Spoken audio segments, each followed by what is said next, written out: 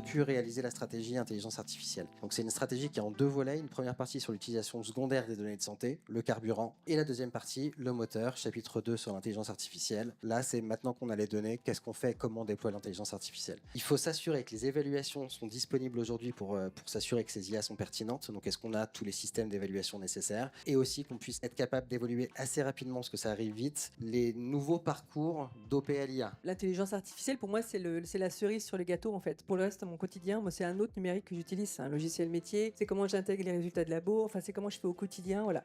J'aurais besoin éventuellement qu'on me pousse de temps en temps une reco par-ci par-là. Mais moi, mon bon soin à mon patient au bon moment, c'est ma pertinence à moi. Et c'est pas que l'outil, c'est aussi comment on interagit tous ensemble et comment on arrive à faire en sorte que les bonnes données au bon moment nous arrivent pour pouvoir travailler tout simplement et pour pouvoir pas faire des bêtises, parce que nous, médecins, on n'a pas franchement droit à l'erreur en fait. Donc si on a des données incorrectes, inexactes, tardives, et qu'on a raté l'information essentielle pour, je sais pas moi, assurer une bonne prévention de notre patient, ça va être compliqué. Est-ce que le DMP, mon espace santé, est une partie de la réponse aujourd'hui? C'est l'exemple même de la bonne idée qui ne se concrétise pas. C'est-à-dire que c'est une masse de données, quand on arrive à y accéder, on n'arrive pas à trier, on n'arrive pas à retrouver ses petits, on ne sait pas comment c'est intitulé, on ne sait pas qui a intitulé les trucs. Parfois, il y a une inertie.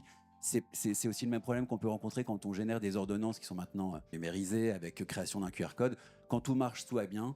Quand il y a une latence au niveau des serveurs, et ça, je pense que ça peut se passer du côté CPAM ou autre. Donc, c'est vrai que quand ça marche, quand ça va vite, c'est très bien. Quand moi, ça me fait perdre du temps, c'est pas possible, quoi. Voilà, c'est mon point de rupture. J'ai passé la parole à Nemanja, qui a le dur rôle de l'industriel. Comment tu réagis à ce que disent les uns et les autres, là déjà à chaud? Ce qui s'est passé avec le Tran, c'est que, technologie faisant, on a développé des services qui sont utilisés, qui ont été développés par différentes entités pour différents cas d'usage, que ce soit pour facturer, pour transmettre les ordonnances, pour stocker des informations, pour les partager, pour permettre aux patients de rentrer dans les parcours de soins. Et en fait, ça fait des briques à chaque fois.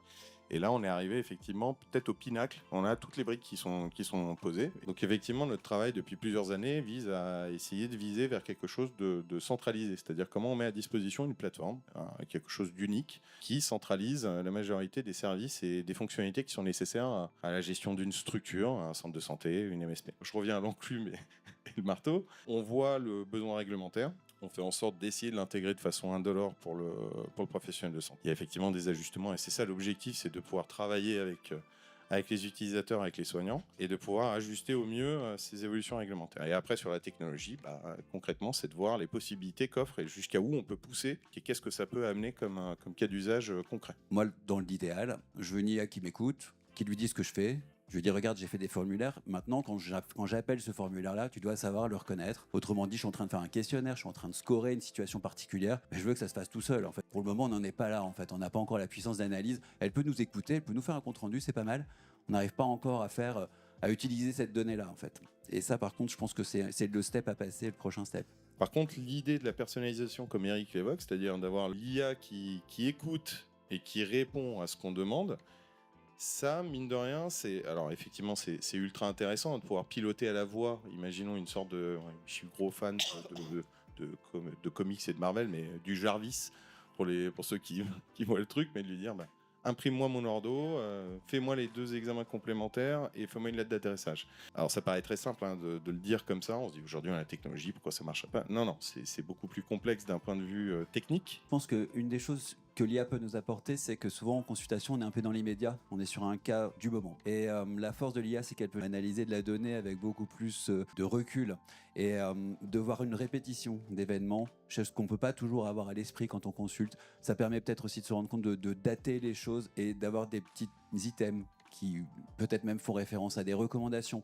Si avec le temps on arrive à faire progresser ça, je pense que ça ne devient pas invasif, c'est juste une suggestion, parce qu'on a le droit de penser à autre chose, et puis on a marqué un symptôme, et puis on passe à autre chose. Mais en fait, l'IA vous dit, attendez, il y a déjà eu le même problème il y a 3 ans, puis il y a 5 ans. Et finalement, ça me paraissait constructif, et ça apporte quelque chose sans être parasitant.